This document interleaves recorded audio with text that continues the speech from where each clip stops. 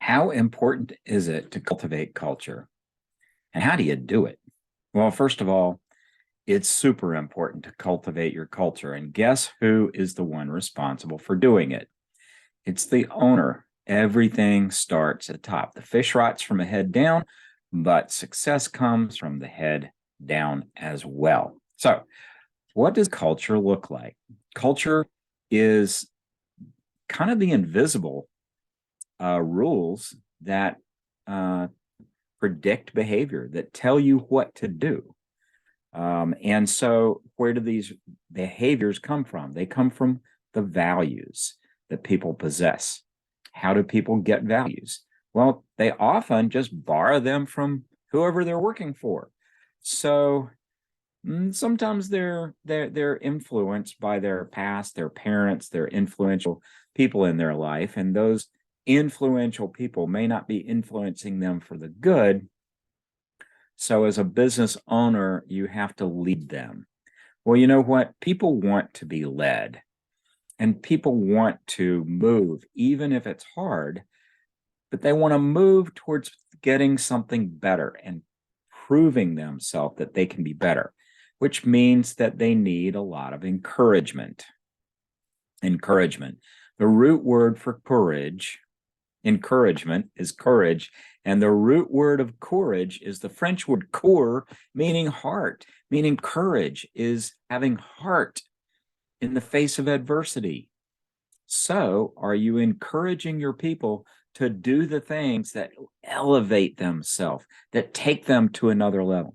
Now, I've kind of had a breakthrough in the past few years when it comes to values. I used to spend a lot of time in many corporations over the years talking about vision and values and mission. And I've come to realize that it just needs to be stated very simply. And if you can sort of boil your key values down into 4 or 5 key points, then you've got an easy way to talk about it. So let's say it's professionalism as one of those key values. Now you've got a bucket. What does that mean? It means to dress neatly. It means to comb your hair. It means to wear clean clothes or to brush your teeth. It means to tuck your shirt tail in, to present yourself in a nice way. It means to be courteous. You see, all those things can be packed into the bucket of professionalism. So let's say you've got another key value, one of the 4 or 5 that you would choose. Now let's call it quality. What does quality mean? Quality means doing a good job. Quality means cleaning up after yourself. Quality means making sure that you offer all the opportunities to the customer so that they can make a really good decision. And perhaps you'll get some more sales. And it's not just the lazy approach. Well, once I got the sale, I figured they wouldn't buy anymore. No, guess what? Maybe they would. And make sure that those things are offered. That is a quality job as a salesperson, making sure you're hitting your numbers, hitting your KPIs, your key performance indicators. So by having things like professionalism and quality and creativity or productivity or accountability or friendliness, you've got buckets to talk about what matters in your culture. And people don't agree with those things, then they're not a good culture fit. And if they're not a good culture fit, they're not going to deliver on your business promise to your customers, and they're not going to deliver to their teammates. They're going to be a bad apple. And it only takes one to spoil the barrel.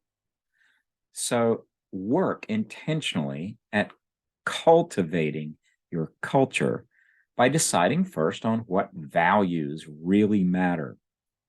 Teamwork, right? Treating one another with courtesy. You know, the Boy Scouts, and I am an Eagle Scout and was a Scout Master. My father was a Scout Master also. My son's an Eagle Scout. And I believe in scouting because what it does is it does cultivate character And each troop has its own culture, and it's got some consistencies with very successful values. So, trustworthy, loyal, helpful, friendly, right? These are things that the Boy Scouts repeat over and over. And for young men, it helps them understand and get a very clear sense of direction and purpose in their life so that they can succeed, become good citizens. And of course, we know the Boy Scouts have a good reputation because they get made fun of for being good people. And Eagle Scouts get held even in higher regard and with higher expectations, as well they should. And the culture of people who have earned their eagle says something about them as people. And I find it very interesting that many small business owners, if they were in Boy Scouts, they often became Eagle Scouts. And if they had, for one reason or another, it became necessary for them to quit scouting, they often regret that they did and never earned their eagle. Well, that's the importance of culture. It says this standard is important to meet, or I could hold it up here. Doesn't matter. This is the standard. And if you're a business owner, make sure you're holding your people in a courageous, encouraging, kind, courteous way to live up to that standard that you set so that you can cultivate the culture that then serves as a way of recruiting more people like the ones you really want to work with. Think about it and then take action, one little step at a time. And in 2-3 years, you'll have a very different place to work. And I think you're going to have a lot more fun.